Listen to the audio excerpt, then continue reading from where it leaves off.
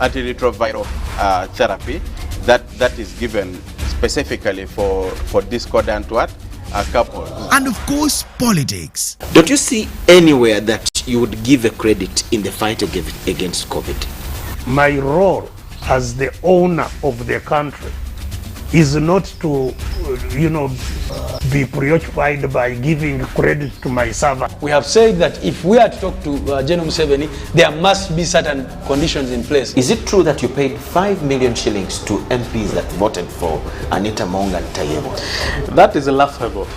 Why would we pay when we have nominated them as SEC? Every party has been represented in Uganda's parliament for 10 years. We only by one MP. You yourself and my daughter. Every Friday 9 p.m. it's one-on-one with Michael Jordan Lukomwa on UBC TV, inspiring Uganda.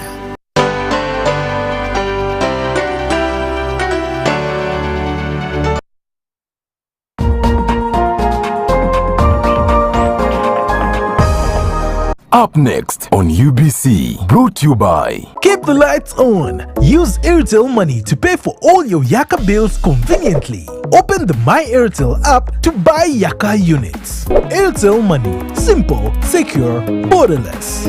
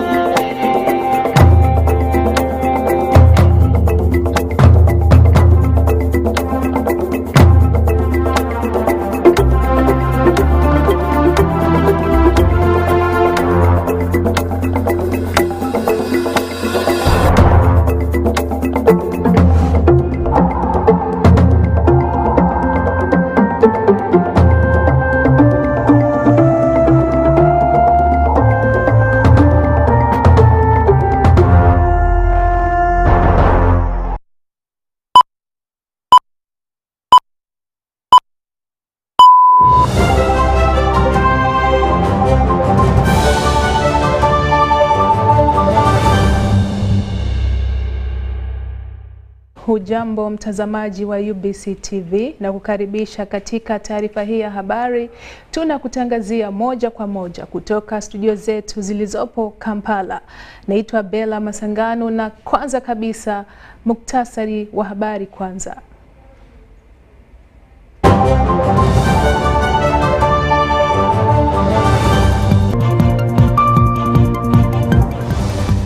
Maporomoko ya ardhi yatokea wilayani Bududa leo asubuhi.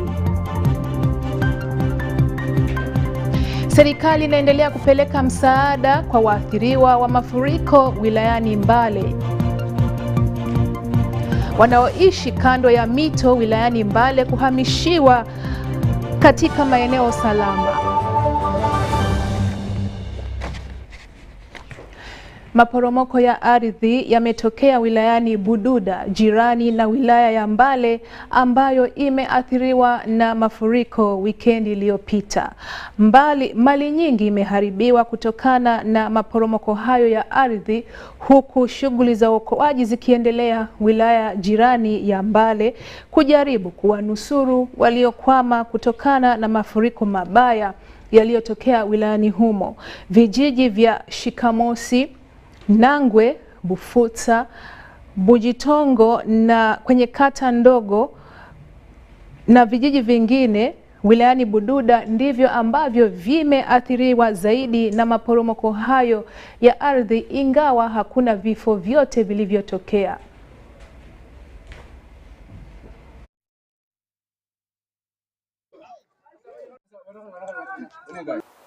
Jovola twewunyiza abantu bangi bafiridwe emmere yaabwe, ettaka lyabwe ligenze n'amayumba amalala gagenze n'ebintu ebirala n'ebisolo. Twakitegeera dda nti ettaka lino lijja kugenda kubanga lyateekako laama cracks. Kale olutuuse olwaleero lyeteeka okugenda. lyatandise kusanga meka? Litandise kusanga 3 ez'okumakya. Ez'okumakya okutuusa nakati likyagenda.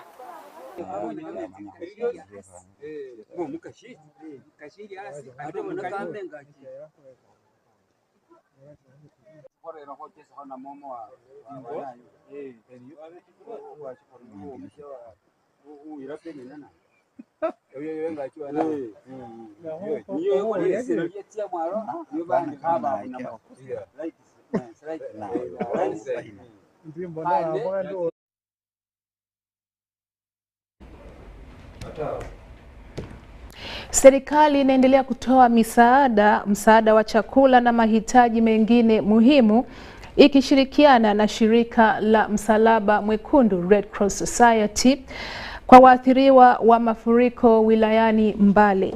Wizara ya Afya nayo inaendelea kuwatibu manusura wa mafuriko hayo. Angalau watu 22 wanadaiwa kufariki kwa mafuriko baada ya mto Nyabuyonga kuvunja kingo zake na kusababisha mafuriko yaliyoharibu mashamba na kubeba majengo wilaya ya Mbale. Mafuriko hayo yalitokana na mvua kubwa iliyonyesha usiku wa kuamkia siku ya Jumapili. Walioathiriwa zaidi na mafuriko hayo ni wale wanaoishi kando kando ya mto huo. Shughuli za uokoaji ziliendelea kutafuta miili ya wale waliofariki pamoja na manusura. Watu 10 waliokuwa ndani ya gari moja ni miongoni mwa waliofariki, ila dereva wa gari hilo aliponea chupuchupu. Jumla ya waliofariki ni watu 22 kulingana na taarifa zilizotufikia. Mbali na mafuriko, kulikuwepo na mmomonyoko wa ardhi kufuatia kulainika kwa udongo karibu na mto huo, na inaaminika kwamba huenda kuna watu waliofunikwa na udongo huo. But makeshift structures, school, form of activity through its agencies including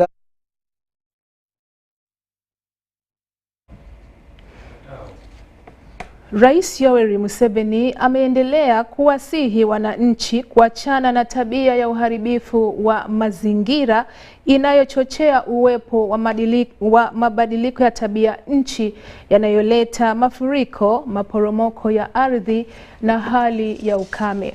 Rais Museveni aliyasema haya siku chache kabla ya kutokea mafuriko mabaya wilayani Mbale yaliyosababishwa na kuvunjika kwa mito mitatu ya Nabuyonga, Namati na Namatala baada ya mvua kubwa.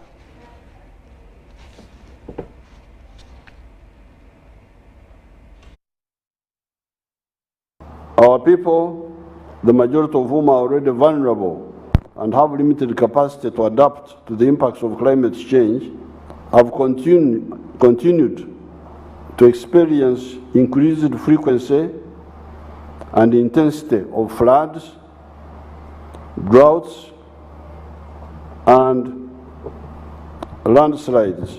For African countries, climate change adaptation is key in addressing the impacts of climate change at all levels, including addressing loss and damage and increasing the resilience of communities, infrastructure, and ecosystems.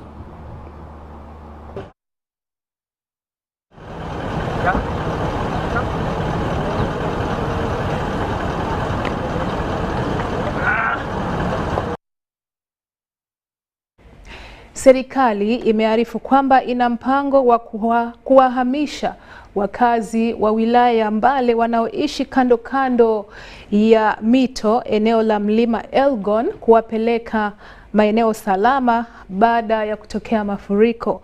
Mbali na hivyo, serikali imeshauri upandaji wa miti kufanyika maeneo hayo ambako maporomoko ya ardhi yamekuwa yakitokea ili kuyadhibiti. Waziri wa misaada, majanga na wakimbizi, Mheshimiwa Hilary Onek, anaihusisha mvua hiyo kubwa iliyosababisha mafuriko na mbinu hafifu za kilimo na kulainika kwa udongo. Mafuriko hayo yalisababisha vifo na majeraha na kuharibu mali na majengo.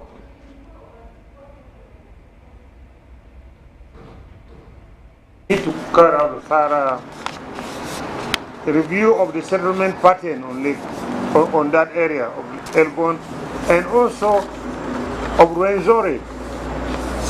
Similar occurrences are happening in Rwenzori. Have been open. When there's heavy rainfall there in Rwenzori, there are those mudslides and rocks rolling down the hills. If you look at the rivers there in Rwenzori, most of them are now stone blocks, stone boulders are there, not sand anymore, because of the hills have been degraded by farming and so on, and heavy rain. Therefore, the big boulders on top of the hills there are weakened. Their foundation are weakened by the rainfall, and they roll down the riverbeds. Rapid assessment by the Ministry of Relief Disaster Preparedness ongoing. With the network, we have sent Brigadier Kinalwa heading 2 teams. One team is assessing the Mbale destructions. The second team is also assessing the Kapchorwa side of the destructions. And with the preliminary report received, we have already dispatched some relief to the people affected.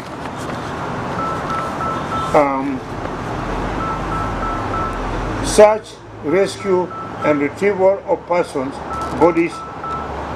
or bodies by the Uganda Red Cross is also ongoing. Red Cross has come on handy. We are working together with them.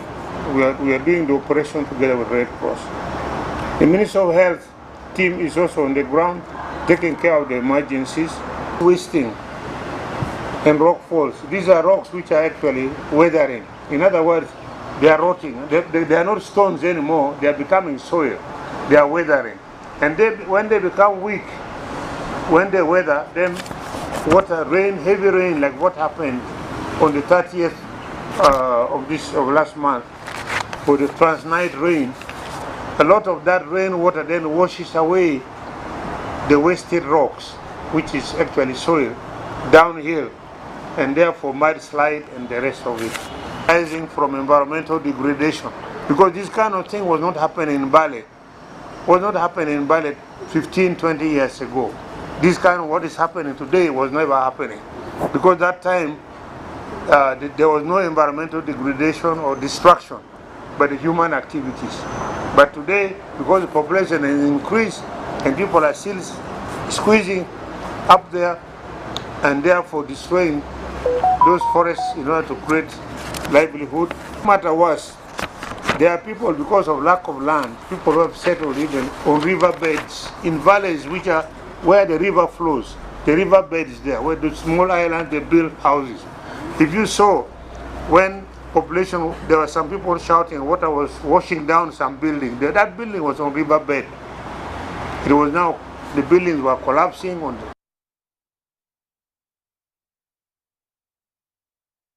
Tuende studio kwa ajili ya kupokea matangazo machache.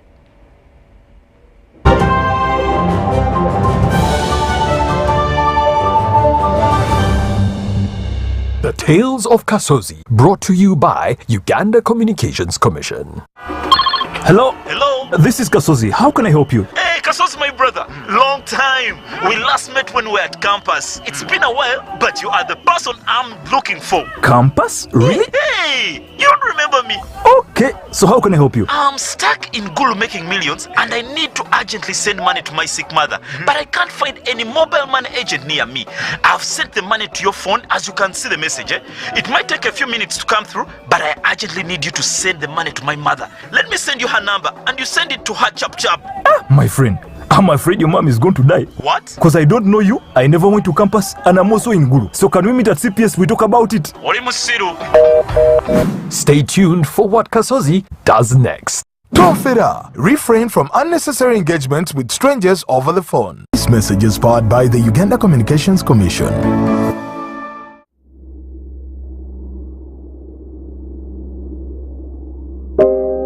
I remember the lockdown, when the streets were empty and our lives disrupted, when businesses closed and our livelihoods hung in the balance. Hospitals were full we lost loved ones, jobs, and hope.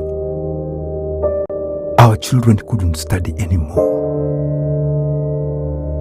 We cannot let this happen again. We should not go back. Get fully vaccinated against COVID-19 and join the millions of Ugandans who are already vaccinated.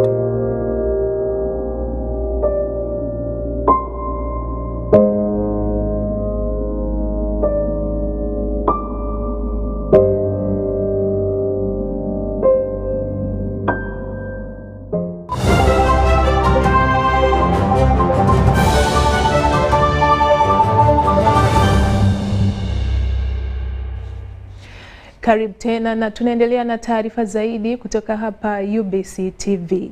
Juhudi za kuifufua upya sekta ya utalii nchini na duniani kote zinaonekana kuzaa matunda kutokana na idadi kubwa ya watalii ambao wameanza kuingia nchini.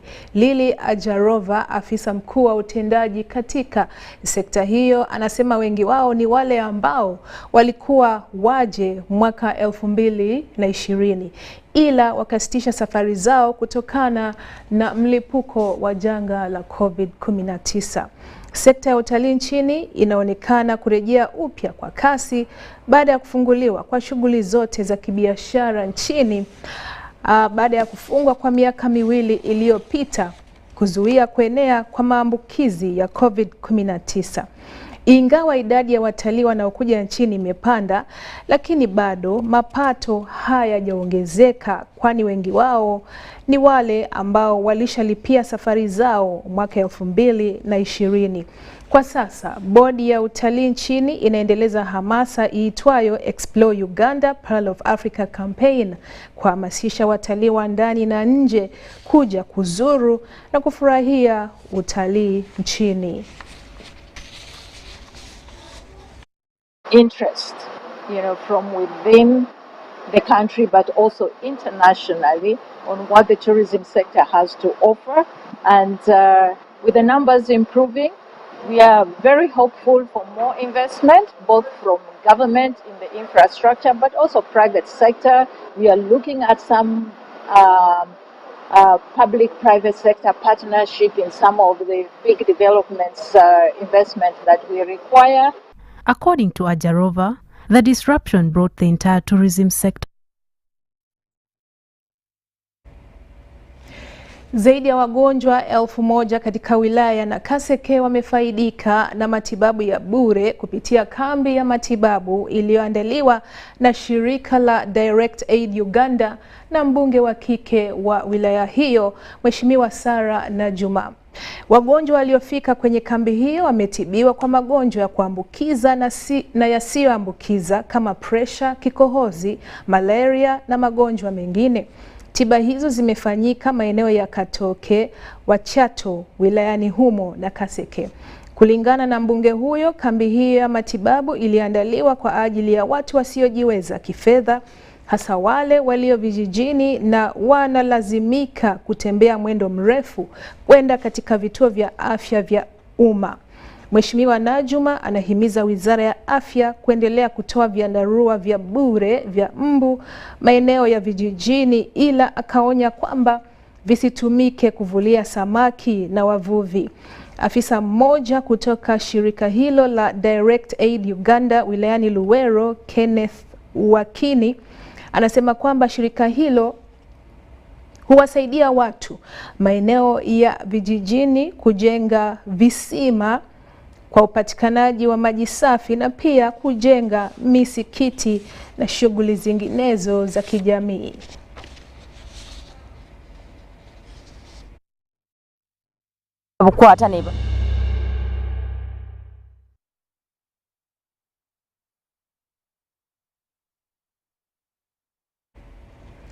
Na mtazamaji wa UBC TV, hadi hapo huo ndo mwisho wa taarifa hii ya habari, na kinachokujia ni taarifa kwa lugha ya Kiganda na hapo baadaye kwa lugha ya Kiingereza. Kwangu mimi nasema asante.